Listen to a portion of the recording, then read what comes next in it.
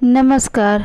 आज की कहानी है मुंशी प्रेमचंद जी के द्वारा लिखी गई एक सैलानी बंदर। यह बहुत ही नटखट बंदर है। आइए इसकी कहानी सुनते हैं। सैलानी बंदर। यह इसकी कहानी बहुत ही आनंदमय कहानी है। दोस्तों, आप इसका पहला भाग ज़रूर सुनिएगा और यह दूसरा भी, तभी आपको आनंद मिलेगा।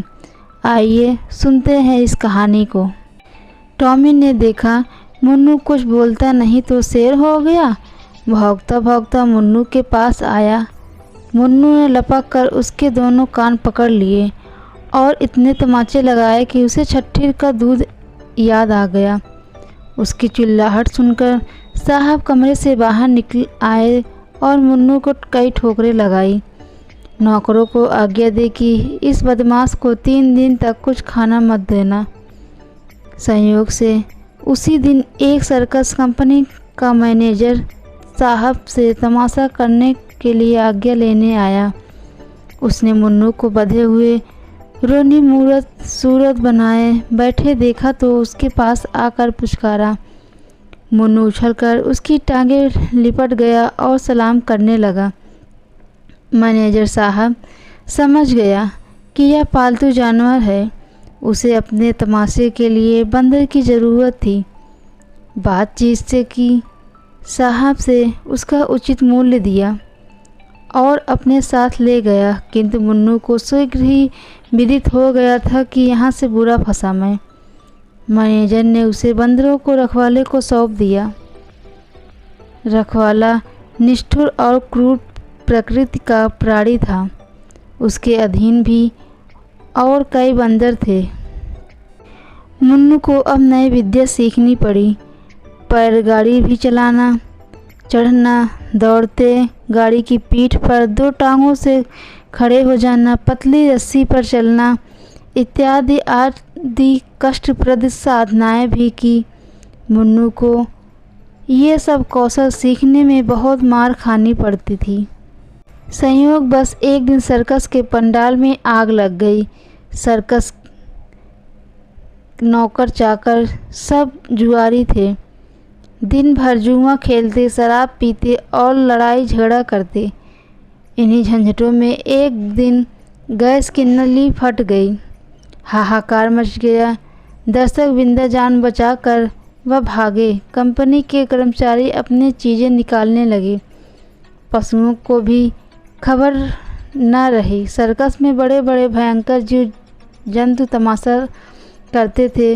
2 शेर, कई चीते, 1 हाथी, 1 रीछ थे। कुत्तों, घोड़ों पर बंदरों की संख्या तो इससे कहीं अधिक थी। कंपनी में धन कमाने के लिए नौकरों की जान की कोई कीमत न थी। ये सब वे जीव के तरह तमाशे के लिए खोले गए थे। आग लगते ही वह चिल्ला कर भागे। मुन्नू भी भाग खड़ा हुआ।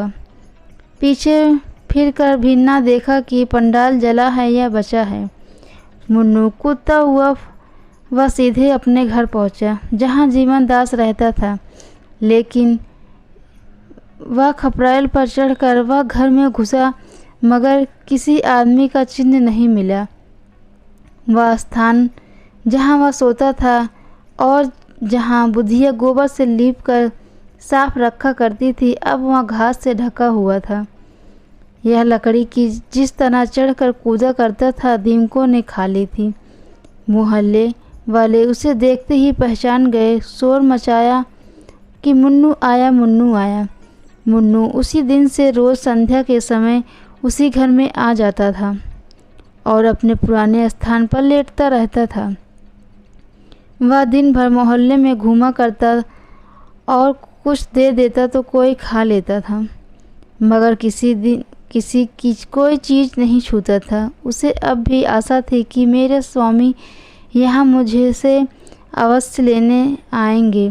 रातों को उसके कहने की करुण ध्वनि सुनाई देती थी और दीनता पर देखने वालों की आंखों से आंसू निकल पड़ते थे। इस प्रकार कई महीने बीत गए। एक दिन मुन्नू गली में बैठा हुआ था। इतने में लड़कों का शोर सुनाई दिया। उसने देखा एक बुढ़िया नंगे बदन, एक चिथड़ा कमर में लपेटे, सिर के बाल चिटकाए भूतनियों की तरह चली आ रही थी और कई लड़के उसके पीछे पत्थर फेंक के पगली नानी कह कर के वह तालियां बजाते चले आ रहे थे। वह रह रह कर रुक जाती और लड़कों से कहती, मैं पगली नहीं हूँ, नानी नहीं हूँ, मुझे पगली क्यों कहते हो? आखिर बुढ़िया ज़मीन पर बैठ गई और बोली, बताओ मुझे पागल क्यों कहते हो? उसे लड़कों से लेस मात्र का भी क्रोध ना आता था। वह रोती ना थी, ना हंसती थी। पत्थर लग जाती पर वह चुप रह जाती थी। एक लड़के ने कहा, तू कपड़े क्यों नहीं पहनती? तू पागल नहीं तो क्या है? बुढ़िया, कपड़े जाड़े सर्दी में बचने के लिए पहनते हैं, आजकल तो गर्मी है। लड़का, तुझे शर्म नहीं आती? बुढ़िया, शर्म किसे कहते हैं बेटा? इतने साधु सन्यासी नंगे रहते हैं, उनको पत्थर क्यों नहीं मारते? लड़का, वे सब तो मर्द हैं। बुढ़िया, क्या मर्दों और औरतों के लिए ही शर्म बना है? लड़का, तुझे तो कोई कुछ भी दे दे तू खा लेती है, तू पागल नहीं तो और क्या है? बुढ़िया, इसमें पागलपन की क्या बात है बेटा? भूख लगती है तो पेट भर लेती हूँ। लड़का, तुझे कुछ विचार नहीं, किसी के हाथ से चीज़ खाते हैं तो तुझे घिन नहीं आती? बुढ़िया, घिन किसे कहते हैं बेटा? मैं तो भूल गई हूँ। लड़का, सभी को घिन आती है, क्या बता दूँ घिन किसे कहते हैं? दूसरा लड़का बोला, तू पैसे क्यों हाथ से फेंक देती है? कोई कपड़े देता है तो क्यों उसे छोड़कर चली आती है? तो पगली नहीं तो क्या है? बुढ़िया, पैसे कपड़े लेकर क्या करूं बेटा? लड़का, और लोग क्या करते हैं? पैसे रुपये की लालच सभी को होता है। बुढ़िया, लालच किसे कहते हैं बेटा? मैं भूल गई। लड़का, इसी से तू पगली नानी कहते हैं। तुझे ना लोभ है, ना घिन है, ना विचार है, ना लाज है, ऐसे को ही पागल कहते हैं। बुढ़िया, तो यही कहो मैं पगली हूँ। लड़का, तुझे क्रोध नहीं क्यों नहीं आती? बुढ़िया, क्या जाने बेटा, मुझे तो क्रोध नहीं आता। क्या किसी को क्रोध नहीं आता? मैं तो भूल गई। कई लड़कों ने इस पर पगली पगली का शोर मचाया और बुढ़िया उसी तरह शांत भाव से आगे चली। जब वह निकट आई तो मनु उसे पहचान गया। यह तो मेरी बुधिया है। वह दौड़कर पैरों पर लिपट गया। बुधिया ने चौंक कर मनु को देखा, पहचान गई। उसने अपने छाती से लगा लिया। मनु को गोद में लेते ही बुधिया का अनुभव हुआ कि मैं मग्न हूँ। मारे शर्म पर वह खड़ी ना रह सकी। बैठकर एक लड़के से बोली, बेटा मुझे कुछ पहनने को दोगे? लड़का, तुझे तो लाज नहीं आती थी, अब क्या हुआ? बुढ़िया, नहीं बेटा, अब तो आ रही है, मुझे न जाने क्या हो गया था। लड़का ने फिर पगली पगली कहकर शोर मचाया तो उसने पत्थर फेंककर लड़कों को मारना शुरू किया। उनके पीछे दौड़ी। एक लड़के ने पूछा, अभी तो तुझे क्रोध नहीं आता था, अब क्या हुआ? बुढ़िया, क्या जाने क्यों अब क्रोध आ रहा है। फिर किसी ने पगली कहा तो बंदर से कटवा दूंगी। एक लड़का दौड़कर एक फटा हुआ कपड़ा लेकर आया। बुढ़िया ने वह कपड़ा पहन लिया, बाल समेट लिए। उसके मुख पर जो एक अमानुष आभा थी, उसकी वह चिंता दूर हो गई। वह रो रो कर मनु से कहने लगी, बेटा तुम कहाँ चले गए थे? इतने दिन हो गए, हमारी सुध ना थी। तुम्हारा मदारी तुम कहाँ चले गए थे? इतने दिन मैं बहुत खोजती रही। तुम्हारा मदारी तुम्हारे वियोग में परलोक सिधारा। मैं भिक्षा मांगकर अपना पेट पालने लगी। घर द्वार तहस नहस हो जा गए। तुम थे तो खाने के लिए, पहनने के लिए गहने, घर, इच्छा थी। अब तुम्हारे जाते सारी इच्छाएं दूर हो गई।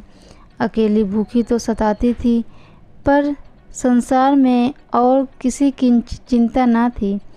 तुम्हारा मदारी मरा पर आंखों से आंसू ना आए। वह खाट पर पड़ा कहरता था और मेरा कलेजा ऐसे पत्थर हो गया था कि उसकी दवा दारू कौन करे। उसके पास घड़ी खड़ी तक ना होती थी। सोचती थी यह मेरा कौन है। अब आज वे सब बातें मेरी दशा याद आती है तो यही कहना पड़ता है कि मैं सचमुच पागली हूँ और लड़कों का मुझे पगली नानी कहकर चिढ़ाना ठीक ही था। यह कहकर बुधिया मनु के लिए शहर से बाहर बाग में गई, जहाँ एक पेड़ के नीचे रहती थी। तो थोड़ी सी पुआल थी, इसके सिवा मनुष्य सवेरे का वह कोई चिन्ह न था। आज से मनु बुधिया के पास रहने लगा। वह सवेरे घर से निकल जाता और नकले करके भीख मांग कर बुधिया की खाने भर का अनाज और रोटियां लेकर आता।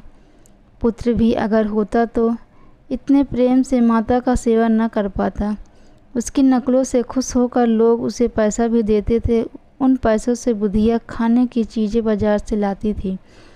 लोग बुधिया के प्रति बंदर का वह प्रेम देखकर चकित हो गए और कहते थे कि यह बंदर नहीं देवता है। दोस्तों, अगर मेरी कहानी आपको पसंद आए तो मेरे चैनल को लाइक करना, सब्सक्राइब करना और दोस्तों के साथ शेयर करना मत भूलिएगा। बेल आइकन के घंटे को ज़रूर प्रेस करिएगा, जिससे मेरे आगे आने वाली कहानी की नोटिफिकेशन आपके पास सबसे पहले पहुँचे। धन्यवाद।